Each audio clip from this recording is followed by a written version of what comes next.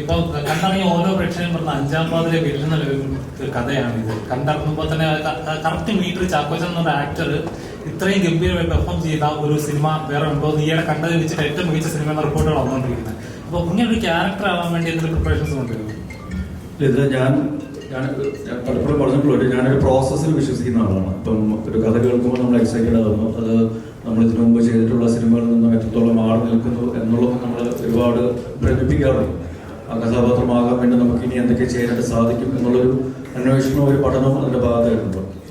ഷാഹി നേരത്തെ സൂചിപ്പിച്ചു, ഈ ഒരു സിനിമയ്ക്ക് വേണ്ടിയിട്ട് പല സ്ഥലങ്ങളിൽ യാത്ര ചെയ്തു എന്ന് പറയുന്ന കൂട്ടത്തിൽ ഞങ്ങൾ യാത്ര ചെയ്ത് വേറൊരു രീതിയിലായിരുന്നു. ഇപ്പം ഞാൻ നേരത്തെ സൂചിപ്പിച്ചു, ഹരിശങ്കറിൻ്റെ ഒരു ഇമോഷണൽ ട്രാവലും കൂടെ ഈ സിനിമയിലുണ്ട്.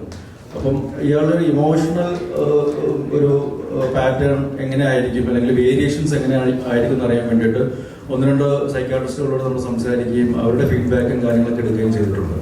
പിന്നെ കുറച്ച് ഫിസിക്കലിയും ഡിമാൻഡിങ് ആയിട്ടുള്ള ക്യാരക്ടറായിരുന്നു ഹരിശങ്കർ.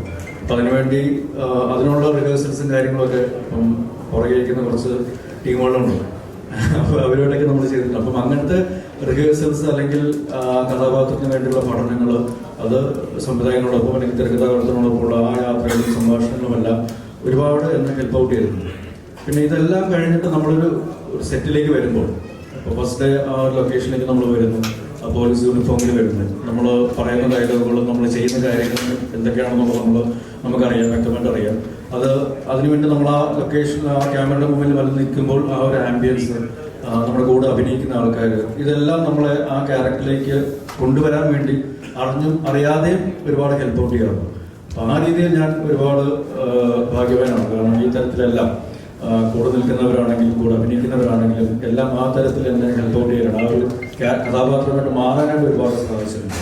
പിന്നെ എന്ത് വേണം എന്ത് വേണ്ട എന്നുള്ളതിനെ പറ്റി വ്യക്തമായിട്ട് അറിയാവുന്ന ഒരു ടീമുണ്ടെങ്കിൽ, പ്രത്യേകിച്ച് സംവിധായകനും തിരക്കഥാകൃത്തുമുണ്ടെങ്കിൽ ഒരു അഭിനേതാവിന് ജസ്റ്റ് അങ്ങനെ നിന്നു കൊടുത്താലും മതി എന്നാണ് എനിക്ക് തോന്നുന്നത്. കാരണം ബാക്കിയെല്ലാം സ്വാഭാവികമായിട്ടുണ്ടാവും. ഓർഗാനിക് ആയിട്ടുള്ളൊരു ഗ്രോത്തും ഒരു ഡെവലപ്മെന്റും ഒരു ഇൻവോൾവ്മെന്റും എല്ലാം ഈ കഥാപാത്രത്തിന് ഉണ്ടായിട്ടുണ്ട്. എനിക്ക് പെട്ടെന്ന് ഓർമ്മ വരുന്നത് ശരിക്കും ഞാനും അതിൽ അപ്പോൾ ആ ഇൻട്രോ സീൻ തന്നെയാണ് നമ്മൾ ആദ്യം ഷൂട്ട് ചെയ്തത് സിനിമയിൽ. അപ്പോൾ ആ ഡയലോഗുകൾ പറയുമ്പോഴും ആ കാര്യങ്ങൾ ചെയ്യുമ്പോഴും ശ്രീകാന്ത് ചേട്ടൻ്റെ കൂടെ ഉണ്ടായിരുന്നു. അപ്പം ഷോട്ട് കഴിഞ്ഞിട്ട് പുള്ളിയുടെ അടുത്ത് വന്ന് വളരെ പോസിറ്റീവായിട്ടുള്ള ഫീഡ്ബാക്ക് തന്നു. അപ്പോൾ അത് ഒരു അഭിനേതാവ് എന്നുള്ള നിലയിൽ നമുക്ക് ശരിക്കും ഒരു അവാർഡ്, ഒരു അംഗീകാരം കിട്ടുന്നതിന് തുല്യമാണ്. അപ്പോൾ അത് ഞാൻ നേരത്തെ സൂചിപ്പിച്ച പോലെ അറിഞ്ഞും അറിയാതെ നമ്മുടെ കഥാപാത്രം മാറാൻ വേണ്ടി ഒരുപാട് ഫാക്ടേഴ്സ് ഹെൽപ്പ് ഔട്ട് ചെയ്യുന്നുണ്ട്. അത് ത്രൂ ഔട്ട് ഈ സിനിമയിൽ ഉണ്ടായിരുന്നു എന്നുള്ളതാണ് ഏറ്റവും വലിയ താല്പര്യം.